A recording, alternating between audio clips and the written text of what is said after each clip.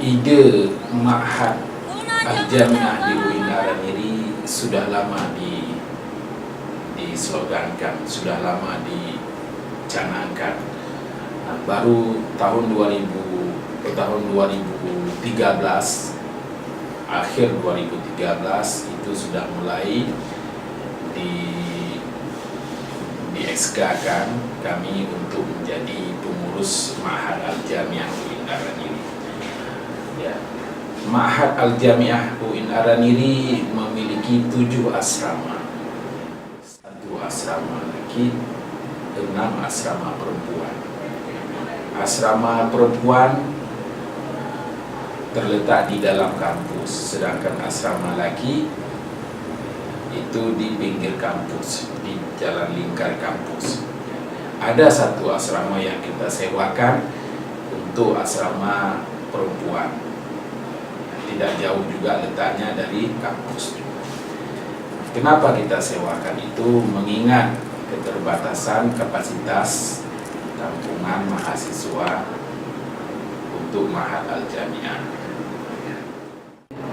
Visi Ma'had Al-Jami'ah di UIN Araniri adalah terwujudnya pemantapan akidah bagi mahasiswa yang masuk ke UIN Araniri.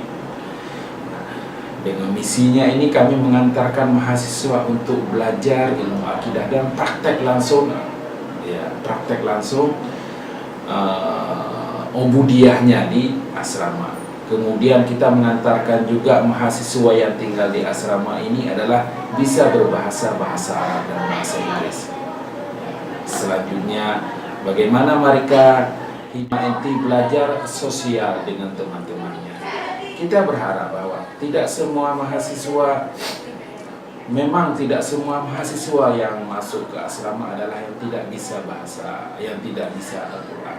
Tapi kita berharap mereka bisa membuat temannya bisa membaca Al-Quran. Itu kita berharap mereka bisa belajar mengajar, hidup berdampingan, dan adanya kepedulian terhadap teman yang tidak bisa membaca Al-Quran dan tidak bisa berbicara bahasa Arab dan bahasa Inggris. Jadi saling ada kontribusi sesama.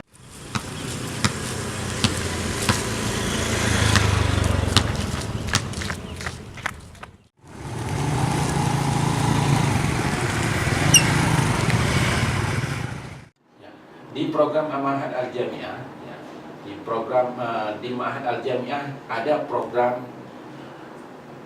akidah akhlak, program bahasa, program tahsin dan hafalan.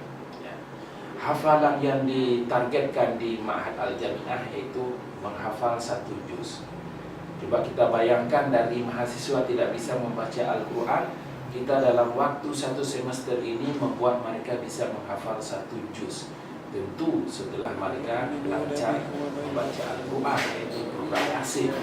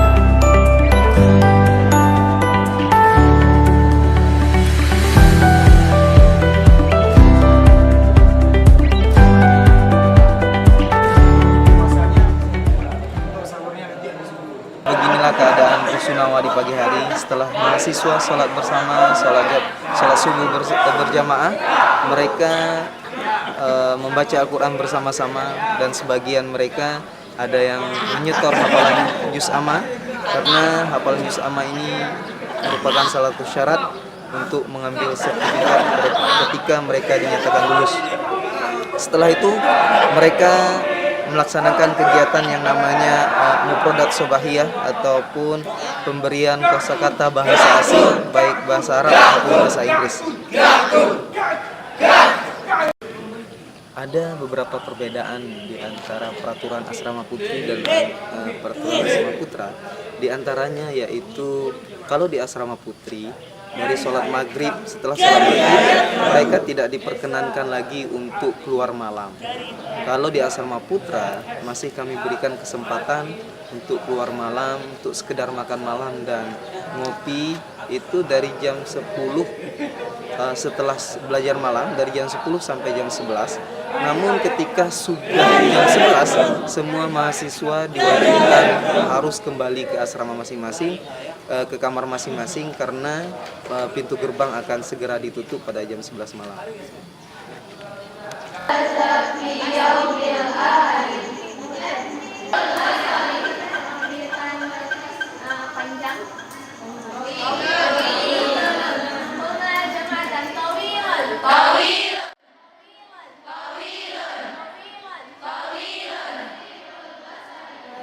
Untuk asrama mahasiswa atau santri putri itu ada beberapa asrama.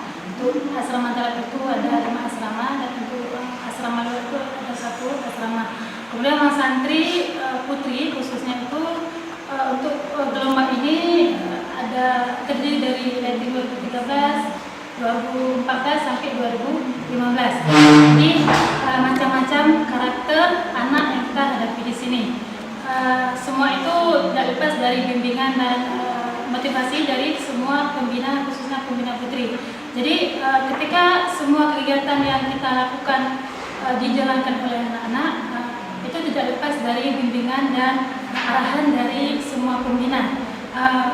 Kemudian apabila ada salah satu anak yang memang tidak mengikuti beberapa kegiatan, itu solusi yang pertama kita kita tempuh itu kita nasihatin, kemudian nanti baru kita lanjut ke tahap berikutnya.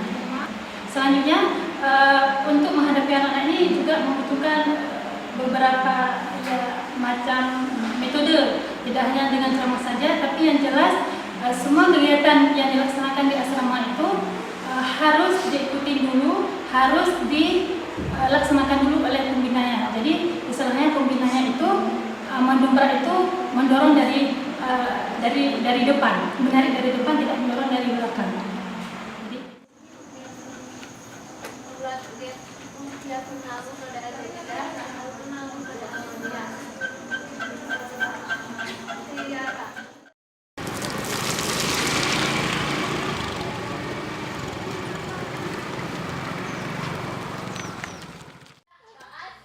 Bagi saya masuk asrama itu adalah menjadi suatu kebiasaan yang sudah saya lakoni sejak SMA dulu. Jadi di sini saya sudah terbiasa dalam menjalankan apa-apa saja kegiatan di asrama, misalnya seperti bangun cepat, mengaji, menghafal hadis, menghafal Al-Quran dan lain-lain. Namun bagi kawan-kawan yang belum terbiasa, apalagi tamatan SMA yang dulunya pulang ke rumah, kemudian tidak terbiasa melakukan hal-hal seperti bangun pagi, tidak terbiasa melakukan hal-hal seperti menghafal, yang itu sangat mungkin memberatkan bagi kawan-kawan yang tamatan dari SMA karena belum terbiasa untuk itu.